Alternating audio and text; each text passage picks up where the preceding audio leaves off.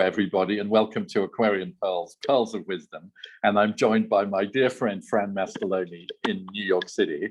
Fran is a descendant of the great firm of Frank Mastoloni and Sons, and that's an iconic brand of jewelry now, and one of the major trading houses in pearls in the United States. So Fran, welcome to Pearls of Wisdom.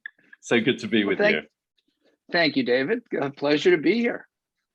And can you tell us a bit about your childhood and growing up in a pearling family where your dad and your uncles and your grandparents, everybody was involved? Like, what's that like, and what was it like? Well, you know, it's a hard question because it's always been a part of what I do. You know, the Mastoloni company was started by my grandfather and his brothers in the early 30s or so, when they were actually bringing cameos into New York from Torre del Greco in Italy and coral. My grandfather broke away, brought my father in, and this was, I guess, in after the war. They had a friend, Mr. Ligori. You may remember the name from the old Kobe days. Yes. And he was helping them find pearls in Japan in those early days of cultivation. So he would send them to New York, and that started the business. And ever since then, what years was that? Maybe the 20s. No, David. I think that was just after the war. So the late 40s, early 50s. Yes. And then they sent my father over to Kobe in 1954. Was his first trip. Yes. Stayed there for a while. Learned a bit of the business with all sorts of, names that we only heard at dinners when we were young. And that developed into him coming back. We opened up in 1960 with Frank Mastoloni and Sons, my father, my Uncle Ray. Later came my another Uncle Ed. And then in today's world, it's me, my cousin Ray, cousin Ed, and we continue the business as it is. We've been doing it nearly 80 years now. Fantastic. And Fran, did you study gemology at school? Yes. Like at college? I'm a GIA person like everyone else. Yeah. Fantastic. I did that out in Santa Monica a long time ago. But you know what the thing about gemological, they never paid enough attention to pearls. No. Everything was about gems, diamonds. Pearls were like a 2-day thing, and it was never right. No. And Fran, we both our fathers used to hang out together in the famous Burma auction, buying the jade and the pearls there. And then we met with Mr. Jewett, our big teacher in Japan, in do you remember in Tokyo in that 1982, 3, 4? 82. 82. Yes. That was my first trip was 82, and then I moved over there in 84, and I believe you were just finishing your tenure. I was finishing my 2 years and going to live in Australia for a year, but I'm still here now, many years later. And I remember having fantastic dinners with your dad and Mr. Jewett, and he would talk about the good old days of the early days when they seemed to have much more time. People used to go to Japan on a business trip for a whole week, and they'd take their time buying the pearls. But it's true that your family business was founded on the Akoya business, wasn't it? Well, David, in the 50s, 60s, 70s, 80s, for all intents and purposes, it was only Akoya. Yes. I mean, the South Seas, I guess it was who was it, Horiguchi or whatnot. They were the first Curry Bay South Sea pearls were about like 72, 74 when they got to New York. So everything was about Akoya. And it was in its heyday an amazing business, wasn't it? Marilyn Monroe was wearing Akoya, and you had Coco Chanel in France all those years wearing long Akoya, Jackie Kennedy Onassis. It was an extraordinary business and built a fortune for the Akoya dealers.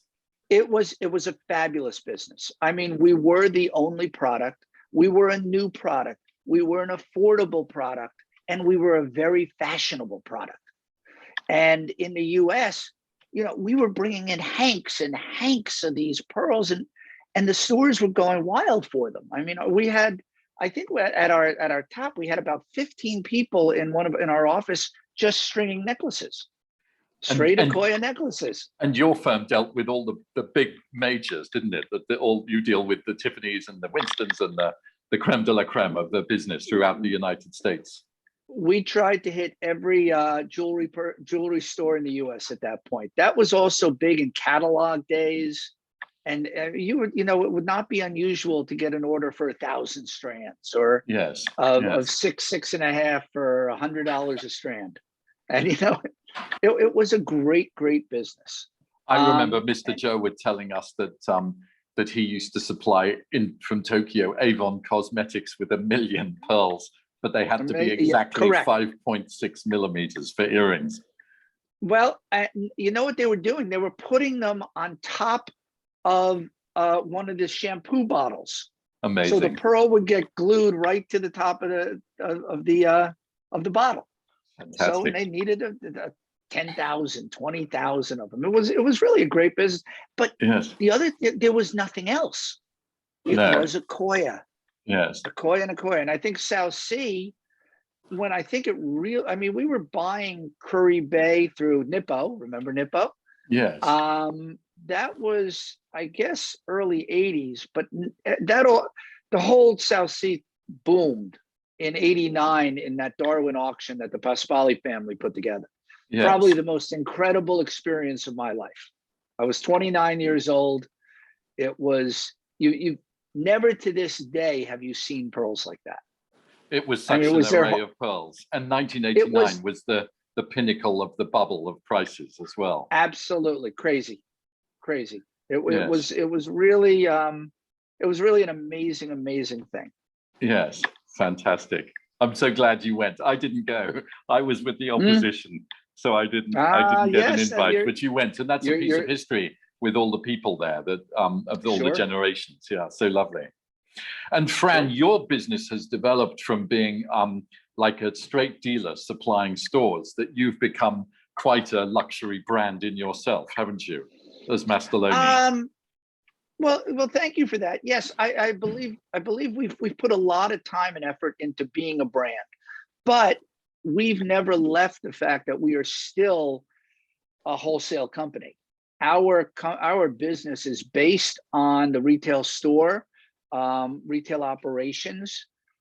We want our brand known in the store. We still have not gone direct to the B2C.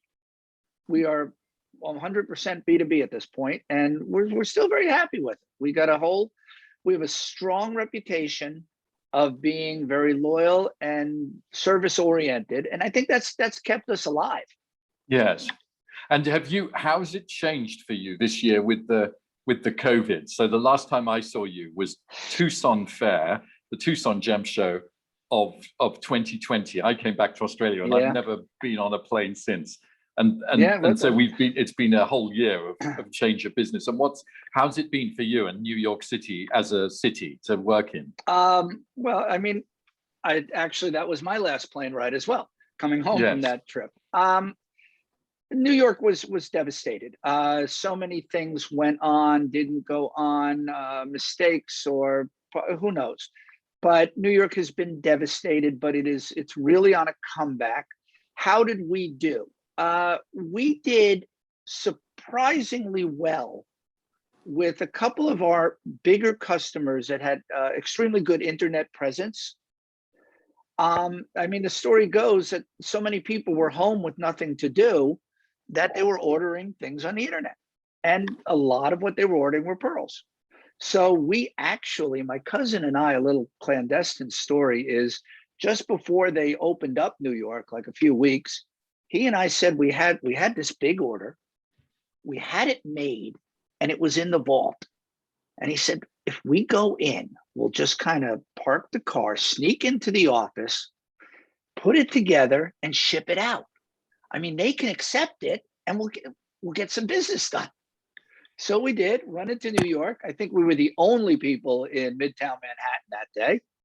The building was open. We got a couple of strange looks from the people that were kind of guarding the building. And we got a whole big order put out Fabulous. just before they opened up. Yeah, it was great. Fabulous. It was great. And I guess a lot of people who didn't travel to Europe each year and so on and so forth bought jewelry. And so jewelers around the world probably in the Christmas of 2020 had a decent Christmas business compared to normal when they're competing against family holidays and so on and so forth. Well, that's what we're hearing. Did you hear the same thing in Australia? Yes, from the higher end jewelers, definitely. I'm not sure about Europe so much, where things were much more down, but on the whole, it was still are busy. Yes. And we're seeing it in people with internet businesses and TV shopping, that they've been very active while people were at home and not traveling. So we'll see how it progresses. Yeah. But have you got a next generation of Mastolonis coming into the business, of any of you or your cousins' kids? You know that at the moment, that's not happening. Both Ray and my children are really launched at the moment on some incredible careers. They're doing really well. So at the moment, we don't want to stop them, but the future is a long time. Yes. And there are a lot of options. I don't know what my cousin Ed, maybe his kids have a little bit more involvement, but we're still young. We're not going anywhere. No, we're going to keep this thing going as long as we can. And what would you say though to young people contemplating the business? Like my nephew Charlie Barron, he's 25 and he's been in the business now 5 whole years already, or since he was 18. But there are very few 20-somethings in the business. So what would you say to those contemplating the business? Well, Charlie is a unique individual in himself. I mean, the man. Yes. He may be 25, but he's got the personality of a seasoned veteran beyond belief, and a passion that nobody else has. What would I say to somebody young trying to get into this business? I think it's a great idea. I think you have a fabulous future, but it's going to be different than the way you and I were raised into it. So much more is internet related. So much more is relationship, and it's not the opportunity buying that we used to do, but more the program, the what do you have out there, what makes you different, and how are you getting it to the people? I think a lot more of it is going to be more of a designer to customer type of thing, and I think jewelry is going to be around for years and years and centuries to come. But I think a young person now has to have a niche. I mean, when you look at people like Jeremy Shepherd, you look at a couple of the other, they're developing a pearl business different from the way we did it. Yes. And even yourself with your TV selling, who ever thought of that, 10 years ago? So I think there's a ton of opportunity for younger people in this business. You just have to reinvent it from the way we grew up in it. Yes. Well, Fran, thank you so much for joining us today. And I look forward to the time when we'll be together in real life again. But it's lovely being with you today. We're in March of 2021. Well, David, I'm hoping soon. Remember, JCK announced their show at the end of August. Maybe you can come to Vegas for that. If they let us Aussies out. Absolutely. I think you guys are okay. It's the rest of the world we're kind of questioning at the moment. Thanks so much. Look forward to seeing you. Thanks so much. David, you have a good day.